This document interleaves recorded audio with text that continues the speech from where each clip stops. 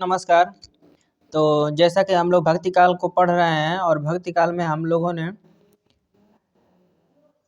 सगुण भक्ति धारा में राम भक्ति और कृष्ण भक्ति दो शाखाओं के बारे में अध्ययन करेंगे। तो उसमें राम भक्ति शाखा के बारे में हम लोग अध्ययन हो चुका है। अब हम लोग कृष्ण भक्ति शाखा के बारे में अध्ययन करेंगे। तो सर्वप्रथम देख लेते हैं कृष्ण भक्ति शाखा में जो उसका उल्लेख मिलता है, कृष्ण का उल्लेख, वो ऋग्वेद के 8वें मंडल में 85 सूक्त के रचयिता के रूप में मिलता है।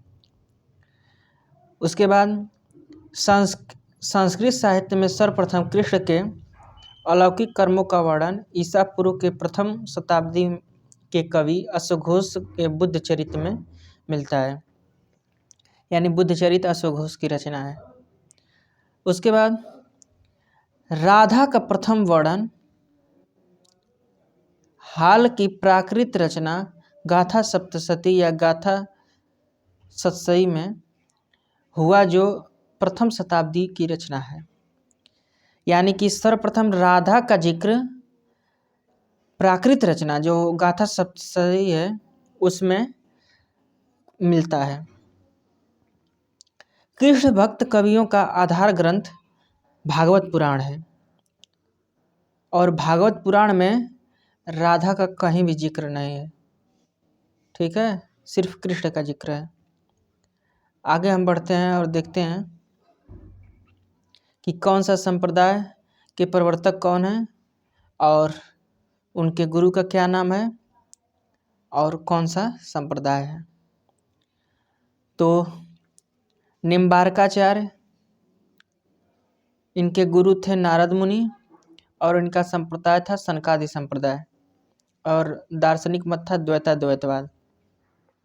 उसके बाद वल्लभाचार्य, इनके गुरु थे विष्णु स्वामी, इनका जो संप्रदाय था तो रुद्र संप्रदाय, शुद्धाद्वैतवाद।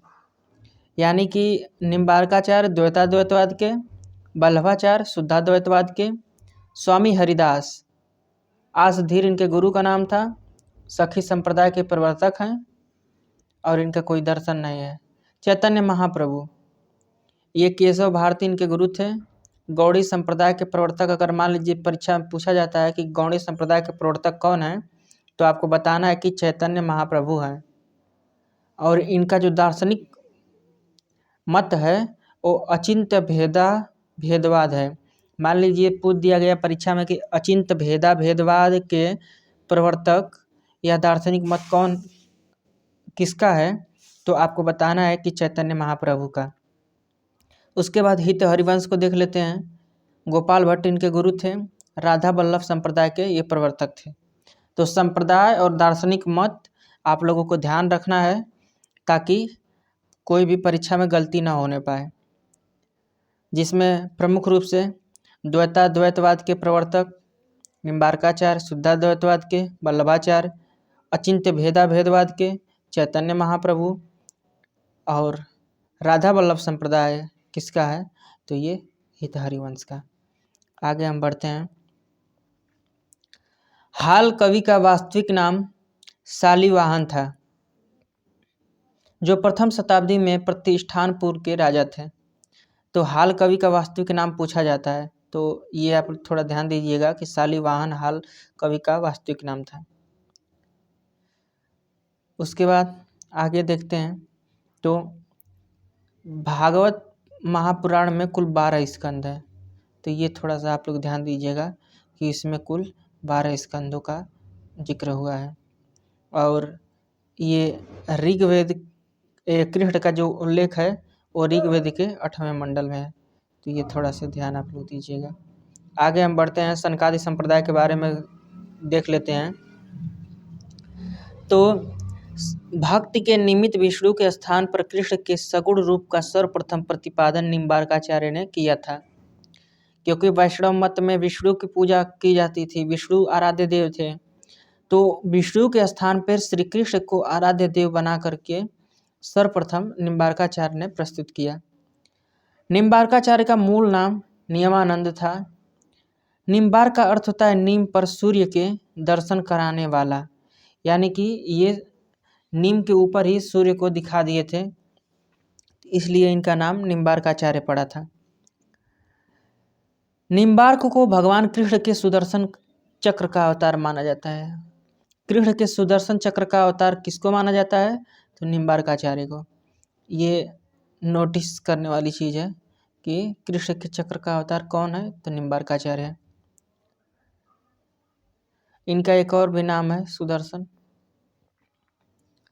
निम्बार्क संप्रदाय में कृष्ण के वामांग में सुशोभित राधा के स्वकीय रूप का विधान है। यानी कि निम्बार्क संप्रदाय में राधा और कृष्ण के युगल जोड़ी की उपासना की जाती है। ठीक है, यहाँ पे अकेले अकेले श्री कृष्ण की उपासना नहीं की जाती है, इसमें युगल जोड़ी की उपासना की जाती है।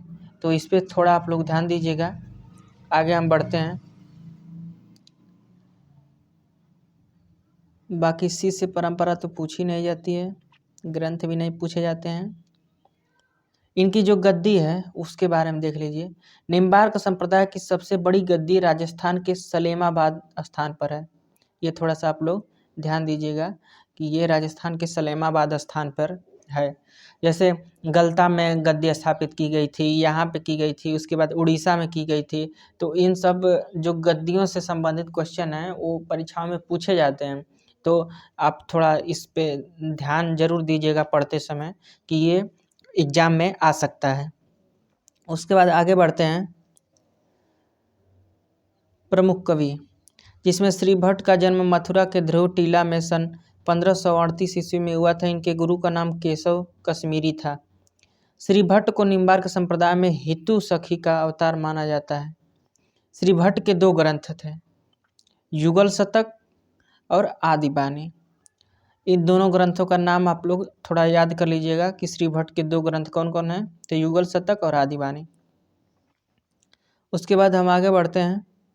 वल्लभ संप्रदाय, वल्लभाचार्य सुल्तान सिकंदर लोदी तथा बाबर के समकालीन थे। यानी कि वल्लभाचार्य सिकंदर लोदी और बाबर के समकालीन थे। ये थोड़ा ध्यान दीजिएगा कि वल्लभाचार्य किसके समकालीन थे? तो सिकंदर लोदी और बाबर के समकालीन थे। वल्लभाचार्य का जन्म 1478 ईस्वी में हुआ था चंपारण में, और इनकी पत्नी का नाम मधुमंगल था। इनके दो पुत्र हुए, गोपीनाथ और विट्ठलनाथ, और ये पुष्टि मार्ग की भक्ति के प्रवर्तक हैं। यही विट्ठलनाथ बाद में अष्टछाप की स्थापना किए थे और 4 चेला अपना लिए थे और 4 गो चेला अपने पापा के, और इस तरह से 8 कवियों को मिला करके एक अष्टछाप की स्थापना कर दिए थे। वो आगे हम लोग देखेंगे अच्छे से। वल्लभाचार्य वल्लभ संप्रदाय में कृष्ण पूर्णानंद स्वरूप पूर्ण पुरुषोत्तम पर ब्रह्मा हैं। पुष्टि मार्ग भक्ति में पुष्टि भगवत अनुग्रह या कृपा को कहा जाता है। भगवत पुराण में लिखा गया है, पुष्टि किम में पोषणम पोषणम किम तदनुग्रह भगवत कृपा। आगे देखते हैं कि पुष्टि मार्ग में जीवों के 3 प्रकार बताए गए हैं, मर्यादा जीव, प्रवाह जीव, पुष्टि जीव। और इससे क्वेश्चन बनते हैं कि निम्नलिखित में से कौन सा जीव नहीं है? तो ये मर्यादा, प्रवाह, पुष्टि जीव, ये आप लोग थोड़ा ध्यान दीजिएगा कि ये 3 जीव हैं, मर्यादा जीव, प्रवाह जीव, पुष्टि जीव। और इसी में एक ऑप्शन अलग से दे करके पूछ दिया जाएगा कि निम्नलिखित में से कौन से पुष्टि मार्ग के जीवों का वर्णन नहीं है, तो वो आपको ध्यान देना है। आगे हम बढ़ते हैं और देख लेते हैं कि अणुभाष्य की रचना। अणुभाष्य वल्लभाचार्य का अधूरा ग्रंथ था जिसे उनके पुत्र विट्ठलनाथ ने पूरा किया। यानी कि अगर अणुभाष्य पूछा जाए किसकी रचना है तो वल्लभाचार्य की रचना है। आगे बढ़ते हैं।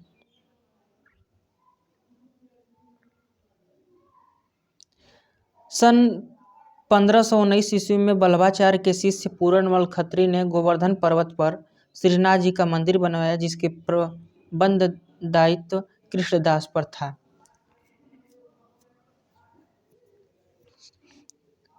ये मान लीजिए पूछ दिया जाएगा गोवर्धन पर्वत पर मंदिर की स्थापना किसने किया था? तो पूरनमल खत्री ने। आगे हम बढ़ते हैं। देखिए ये क्वेश्चन आ भी गया। गोस्वामी विट्ठलनाथ ने सन 1565 में अष्टछाप की स्थापना कब हुई? 1565 में। 4 वल्लभाचार्य और 4 अपने शिष्यों को मिला करके अष्टछाप की स्थापना की। यानी कि अष्टछाप की स्थापना 1565 में की गई। 4 शिष्य वल्लभाचार्य के और 4 शिष्य विट्ठलनाथ के थे। वल्लभाचार्य के कुल 84 तथा विट्ठलनाथ के कुल 252 शिष्य थे। ये टोटल शिष्य थे। विट्ठलनाथ के 252 शिष्य थे और वल्लभाचार्य के कुल 84 शिष्य थे। 84 में से 4 लेकर के विट्ठलनाथ के और 4 वल्लभाचार्य अपने लेकर के विट्ठलनाथ ने एक अष्टछाप की स्थापना किया। और अष्टछाप में ये पूछा जाता कि निम्नलिखित में से कौन वल्लभाचार्य का शिष्य नहीं है, और ये क्वेश्चन आता है कि निम्नलिखित में से कौन विट्ठलनाथ का शिष्य नहीं है। यही एलिमिनेट करके क्वेश्चन आते हैं, बाकी और इससे कुछ इधर उधर क्वेश्चन नहीं आता है। तो ये 4 जो ऊपर के 4 कवि हैं वो आपके वल्लभाचार्य के शिष्य हैं। कुंभनदास, कृष्णदास, परमानंद दास, सूरदास, यही 4 आपके हैं। तो इसको आप लोग ट्रिक के माध्यम से या किसी तरह से भी याद कर लीजिए कि वल्लभाचार्य के कौन शिष्य हैं और विट्ठलनाथ के कौन शिष्य हैं। और विट्ठलनाथ के 4 शिष्य हैं गोविंद स्वामी, छीस स्वामी, चतुर्भुज दास, नंददास। तो ये थोड़ा आपको ध्यान देने की ज़रूरत है। और बाकी इनका क्रम भी पूछा जा सकता है कि क्रम लगाइए, तो सन भी याद करना पड़ेगा। कुंभनदास 1468, सूरदास 1478, परमानंद दास 1493, कृष्णदास 1496, गोविंद स्वामी 1505, छीस स्वामी 1515, चतुर्भुज दास 1530, नंददास 1533। ये 55 साल का देखिए अंतर है। ये 5 साल इसमें अंतर है, 5 साल 10 साल का इसमें अंतर है और 15 साल का इसमें मतलब 10, 15 इस तरह से थोड़ा क्रम लगा करके आप लोग याद कर लीजिएगा। और बाकी जमुनावतो उत्तर प्रदेश में कुंभनदास का जन्म हुआ था। सीही में सूरदास का हुआ था। कन्नौज में परमानंद दास का हुआ था। चिलोतरा में कृष्णदास का हुआ था। आतरी में गोविंद स्वामी का, मथुरा में छीत स्वामी का, जमुनावती में चतुर्भुज दास का और रामपुर में नंददास का जन्म हुआ था। तो थोड़ा ये जन्म वाला भी देख लीजिएगा। कुंभनदास प्रथम अष्टछाप के कवि थे और ये जाति के क्षत्रिय थे। जातियाँ भी पूछी जाती हैं, तो ये जाति के क्षत्रिय थे। और कुंभनदास ने सन 1492 में वल्लभाचार्य से दीक्षा ग्रहण की।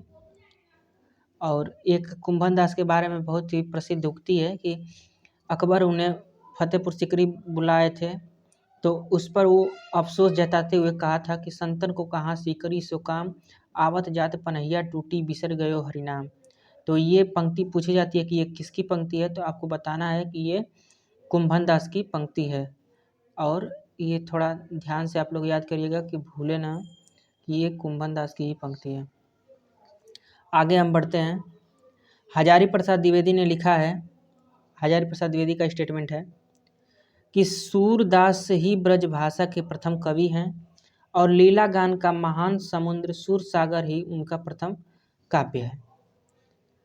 अगर ये स्टेटमेंट देकर के पूछा जाता है कि ये किसका स्टेटमेंट है, तो आपको बताना है कि ये आपके हजारी प्रसाद द्विवेदी का स्टेटमेंट है। आगे हम बढ़ते हैं कि सूरदास के जन्म को लेकर किसने क्या मत दिया है। तो रनुकता गऊ घाट में सूरदास का जन्म श्याम सुंदर दास, रामचंद्र शुक्ल और हजारी प्रसाद द्विवेदी, ये तीनों लोग मानते हैं। ठीक है। बाकी सीही में इनका जन्म डॉक्टर नगेंद्र और गौरपाल चंद्र गुप्त, ये लोग सीही में इनका जन्म मानते हैं।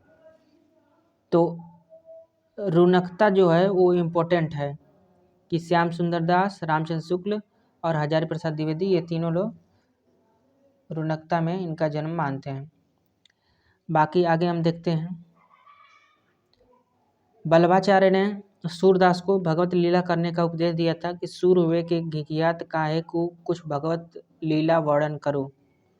सूरदास अपने अंधे होने पर लेकर के बड़ा अफसोस जताते थे। तब वल्लभाचार्य ने उनको दीक्षा देते हुए कहा कि सूर हो के काहे घिघियात हो, कुछ भगवान का भजन कीर्तन करो। तो ये उक्ति बहुत प्रसिद्ध है। बाकी सूरदास की 25 रचना मानी जाती है, लेकिन वर्तमान में सूरदास की 3 ही रचना उपलब्ध हैं, सूरसागर, सूरसरावली, साहित्य लहरी। और ये आपको ध्यान होनी चाहिए कि निम्नलिखित में से कौन सूरदास की रचना नहीं है। बाकी हम आगे बढ़ते हैं।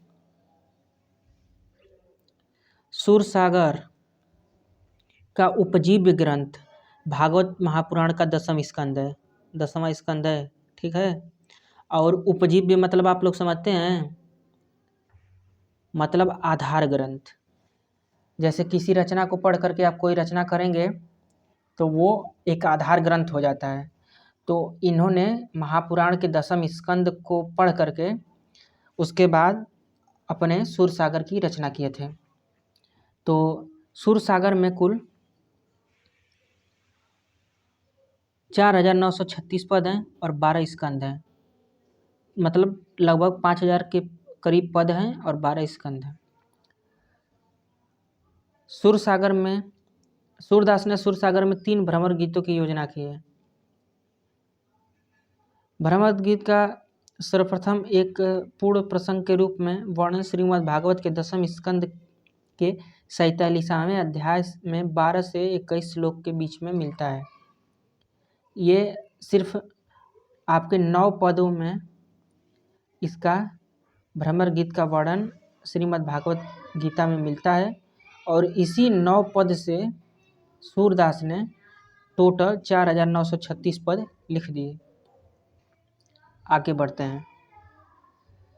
हिंदी साहित्य में भ्रमर गीत काव्य का प्रवर्तन सूरदास ने ही किया। बाकी बाद में अयोध्या सिंह उपाध्याय, हरिऔध ने भक्त वो आधुनिक काल में किया है, लेकिन अगर सर्वप्रथम देखा जाए तो भ्रमर गीत का हिंदी में प्रवर्तन सूरदास ने किया। उसके बाद आगे हम बढ़ते हैं और इम्पोर्टेंट चीज़ों को देखते हैं, वे चलते हैं। तो साहित्य लहरी से मान लीजिए प्रश्न आ जाता है। साहित्य लहरी 1550 में सूरदास ने लिखा था। इसमें अलंकार और नायिका भेदों के उदाहरण प्रस्तुत किए गए हैं और इसमें 118 दृष्टिकूट पद हैं। दृष्टिकूट पद का मतलब होता है ना कि जिसमें जोड़ घटा करके शब्दों को पूरा किया जाता है और उससे एक अलग अर्थ निकलता है।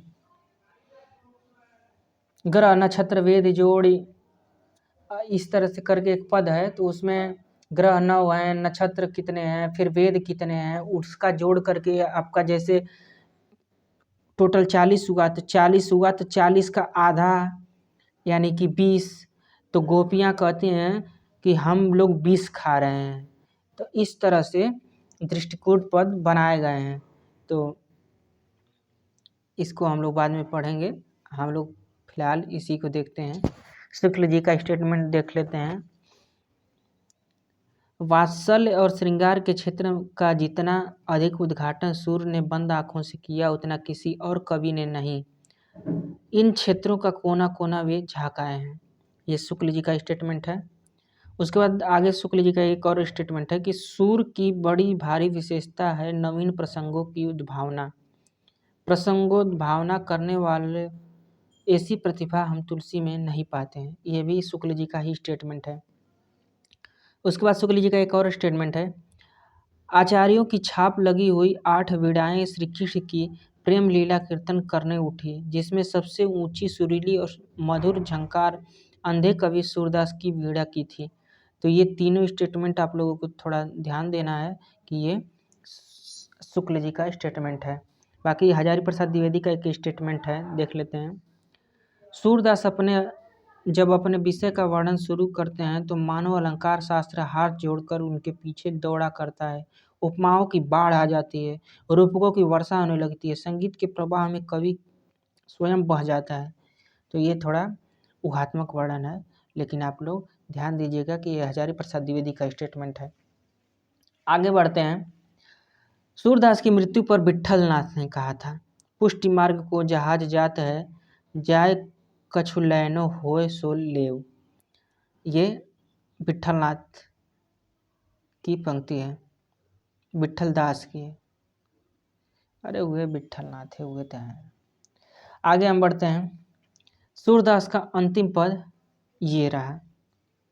खंजन नयन रूप रस माते, अतिशय चारा चपल अनियारे, पल पिजरा न समाते। सूरदास को वात्सल्य रस का सम्राट माना जाता है और सूरदास यहीं अरेल घाट में आपके परमानंद ने वल्लभाचार्य से अरेल घाट में दीक्षा ग्रहण किया था। आपके इसी अरेल घाट में ये दीक्षा ग्रहण किए थे परमानंद ने वल्लभाचार्य से। बाकी परमानंद की जो महत्वपूर्ण रचना है दान लीला और ध्रुव लीला महत्वपूर्ण है। आगे बढ़ते हैं। आगे तो इम्पोर्टेंट चीज़ें ही देख लिया जाए। ये थोड़ा सा पिता पुत्र का बारे में वर्णन मिल जाता है अष्टछाप में कि कौन पिता पुत्र है। तो चतुर्भुज दास प्रसिद्ध अष्टछाप कवि कुंभन दास के कनिष्ठ पुत्र थे। ये थोड़ा आप लोग ध्यान दीजिएगा कि चतुर्भुज दास जो थे वो विट्ठल नाथ के और ये कुंभन दास थे वो वल्लभाचार्य के शिष्य थे। तो ये दोनों पिता पुत्र हैं, तो ये थोड़ा ध्यान दीजिए आप लोग। बाकी आगे हम लोग बढ़ते हैं और नंद दास की रचना को देख लेते हैं, क्योंकि नंद दास की रचना से क्वेश्चन बनते हैं कौन कौन उनकी रचना है। और ज़्यादा भंवर गीत से बनता है, क्योंकि भंवर गीत ऑप्शन में दे देता है और पूछ देता है कि निम्नलिखित में से किसकी रचना है। सूरदास ऑप्शन में दिया रहता है, बच्चे सब एकदम कॉन्फिडेंस में 101% मार देते हैं कि हाँ सूर्यदास हैं, लेकिन गलती हो जाती है। तो आप लोग इसको ध्यान दीजिएगा कि ये भंवर गीत नंददास की रचना है। तो नंददास की और रचना देखते हैं। अनेकार्थ मंजरी, मान मंजरी, सुदामा चरित, रस मंजरी, रूप मंजरी, विरह मंजरी, प्रेम बा रखड़ी, श्याम सगाई, रुक्मणी मंगल, रास पंचाध्यायी, ये सभी रचनाएं आपके नंददास की हैं। आगे हम बढ़ते हैं। सिद्धांत पंचाध्यायी, 10 स्कंद भाषा, ये भी आपके नंददास की रचना है। रास पंचाध्यायी में रोला छंद में लिखा गया है। रास पंचाध्यायी पूछ देता है कभी कभी कि किस छंद में लिखा गया है, तो रोला छंद में लिखा गया है। और वियोगी हरि ने इसे हिंदी का गीत गोविंद कहा है। इसमें 5 अध्याय हैं। हिंदी के समस्त भ्रमर गीतों में नंददास ने भंवर गीत को दार्शनिक दृष्टि से सर्वश्रेष्ठ माना है। नंददास को जड़िया कवि कहा गया, और कवि गड़िया नंददास जड़िया। क्या हुआ ना कि नंददास को एक बार इनके गुरु ने कहा कि आइए हम चलिए, मतलब गांव गांव घूम करके भजन कीर्तन किया जाए। तो इनको बड़ा मोह था अपने श्री कृष्ण भगवान से। वो कहे कि हम इनको छोड़ के जाएंगे ही नहीं। तो उसी समय इन पर ये कहावत कह दी गई कि और कवि गड़िया नंददास जड़िया, मतलब जड़ हैं, एक ही जगह पे रुके हुए हैं। आगे हम बढ़ते हैं और देखते हैं। तो सखी संप्रदाय के बारे में। सखी संप्रदाय को 2 नामों से जाना जाता है। तो इसमें ज़्यादातर महत्वपूर्ण हो जाता है कि सखी संप्रदाय का प्रथम नाम क्या है। तो आप लोग देख लीजिए कि सखी संप्रदाय को टट्टी संप्रदाय भी कहा जाता है, और इसके जो प्रवर्तक हैं वो स्वामी हरिदास हैं। और हरिदास जो थे अकबर के दरबारी गायक तानसेन स्वामी हरिदास के शिष्य थे। जो तानसेन थे वो स्वामी हरिदास के शिष्य थे। सखी संप्रदाय में निकुंज बिहारी श्री कृष्ण सर्वोपरि हैं। हरिदास के 2 ग्रंथ हैं, सिद्धांत के पद और केलीमाला। आगे हम देखते हैं। जो इम्पोर्टेंट चीज़ें हैं उसी को देखा जाएगा, ज़्यादा इसमें उलझने की ज़रूरत नहीं है, क्योंकि ज़्यादा के चक्कर में पता चलता है थोड़ा भी निकल जाता है। गौड़ी संप्रदाय को देख लेते हैं। तो गौड़ी संप्रदाय के प्रवर्तक चैतन्य महाप्रभु हैं। गौड़ी संप्रदाय के प्रवर्तक हैं। और चैतन्य महाप्रभु का जो दार्शनिक मत था वो अचिंत्य भेदाभेदवाद था। इस पे थोड़ा आप लोग ध्यान दीजिएगा। और आगे हम कुछ प्रमुख कवियों के रचनाओं को देख लेते हैं।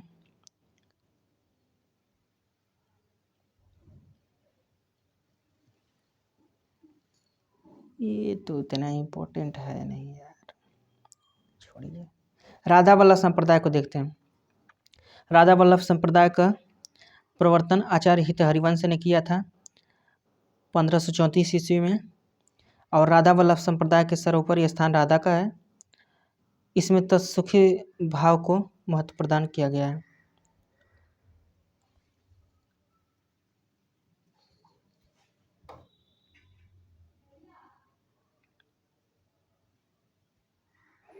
ये सब हितजू को मंगल एक रचना है, इसको पूछ दिया जाता है कि किसकी रचना है, तो हितजू को मंगल चतुर्भुज दास की रचना है।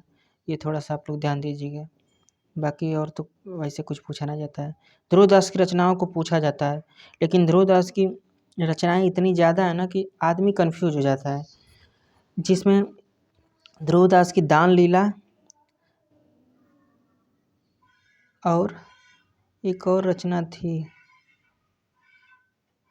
लीला करके ही था ये रहस्य मंजरी लीला, ये दोनों रचनाएं पूछी जाती हैं। बाकी और तो कोई रचना पूछी नहीं जाती है, लेकिन इतनी रचनाएं हैं, अगर आप याद कर सकते हैं तो याद कर लीजिए, लेकिन पूछा नहीं जाता है। ये दो रचनाएं आप लोग थोड़ा ध्यान दीजिएगा, दान लीला और रहस्य मंजरी लीला, ये किनकी है, ये पूछा जा सकता है। क्योंकि जो नंददास की रचनाएं हैं वो ध्रुवदास की रचनाओं की तरह ही मंजरी करके आती है, तो उसमें कन्फ्यूजन थोड़ा हो जाता है, तो थोड़ा आप लोग ध्यान दीजिएगा। आगे हम बढ़ते हैं। संप्रदाय निरपेक्ष कवि कृष्ण भक्ति के, उसमें सबसे प्रमुख रूप से मीराबाई आती हैं श्री कृष्ण की उपासना करने में। और मीराबाई से जो महत्वपूर्ण क्वेश्चन पूछा जाता है, वो सबसे महत्वपूर्ण क्वेश्चन ये है कि मीराबाई की भक्ति क्या थी, तो माधुर्य भाव की भक्ति थी। बाकी कुछ लोग ये सोचते हैं कि ये तो दासी रूप में श्री कृष्ण की उपासना किए हैं, तो हो सके ये इनकी भक्ति दास्य भाव की होगी, लेकिन ऐसा कुछ नहीं है, माधुर्य भाव की भक्ति है, और ये आपको याद ही रहना चाहिए। बाकी इनका जन्म मृत्यु वो सब देख लीजिए। 1516 ईस्वी में जन्म हुआ था कुड़की में। पिता रत्न सिंह थे, पति भोजराज थे। गुरु को रैदास को माना जाता है, लेकिन वास्तविकता में ये संभव नहीं था, क्योंकि रैदास का समय कुछ और है, इनका कुछ और है। बाकी इनकी जो भाषा थी वो देख लीजिए, तो राजस्थानी मिश्रित ब्रजभाषा थी। और इनकी रचना देख लीजिए, रचनाओं से क्वेश्चन पूछे जाते हैं कि निम्नलिखित में से कौन रचना मीराबाई की नहीं है, तो गीत गोविंद की टीका, नरसिंह जी का मायरा, राग सोरठा, राग गोविंद, मल्हार राग, सत्यभामानुरूषणम, मीरा की गरबी, रुक्मणी मंगल, ये इनकी रचनाएं हैं। मीरा के स्फुट पद जो थे मीराबाई की पदावली के नाम से प्रकाशित हुए थे। आगे हम बढ़ते हैं। सवैया छंद में श्री कृष्ण के लीला का वर्णन करने वाले पहले कवि रसखान हैं। सवैया छंद में कृष्ण लीला का गान करने वाले पहले कवि रसखान हैं। ये थोड़ा आपको ध्यान देने की ज़रूरत है, इससे गलती ना होने पाए।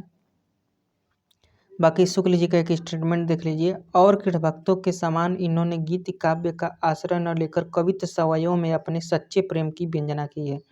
ये कथन किसका है रसखान के बारे में, तो आपको बताना है कि ये रामचंद्र शुक्ल का कथन है।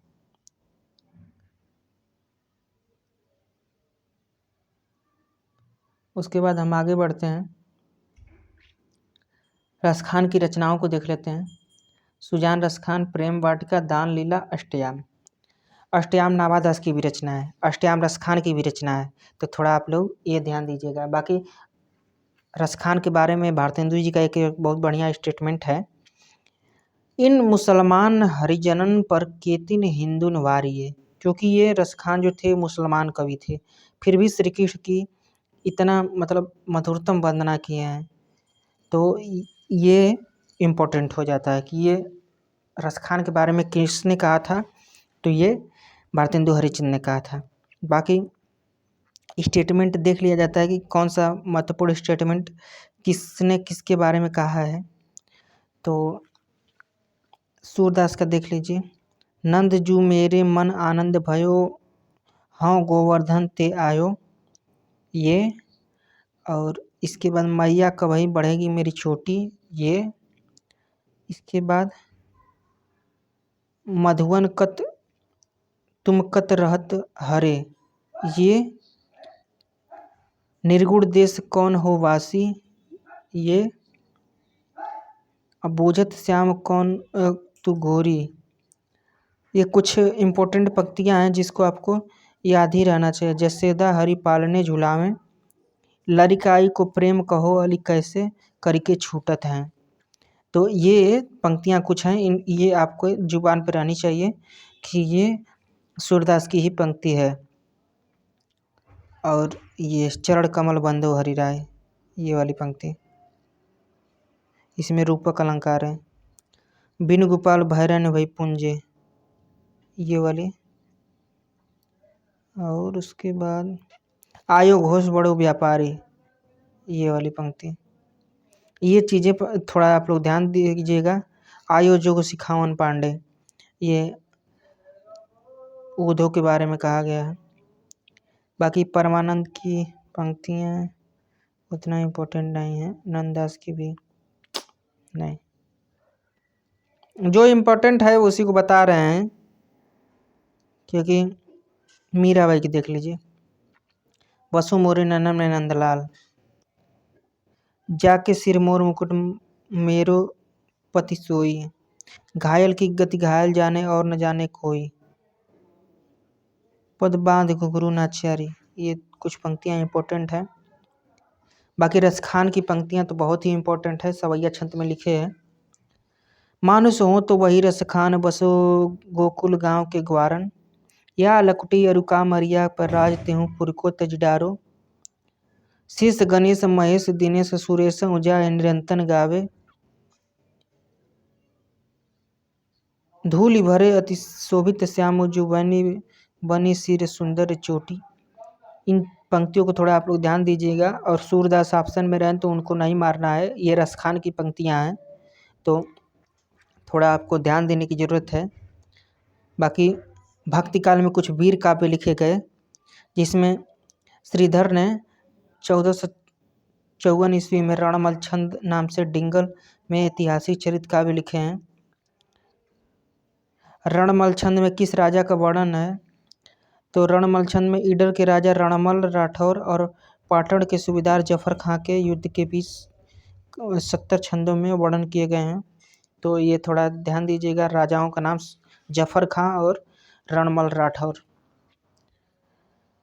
उसके बाद हम आगे बढ़ते हैं। ये सब तो उतना इम्पोर्टेंट है नहीं, ठीक है।